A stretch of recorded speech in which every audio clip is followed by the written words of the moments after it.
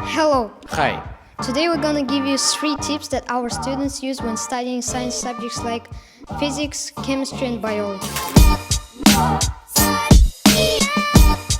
The first tip is to surround yourself by English and try to learn it when you are doing daily activities. So you can do it by changing language on your phone, and this will improve your speaking and vocabulary skills. Second tip, watching your favorite series and films can significantly improve your English. Nowadays, Netflix is one of the most common and comfortable platforms to enjoy your time. There you can find any interesting and fascinating films that might interest you. Also, when learning anything new, it's important not to be afraid of making mistakes.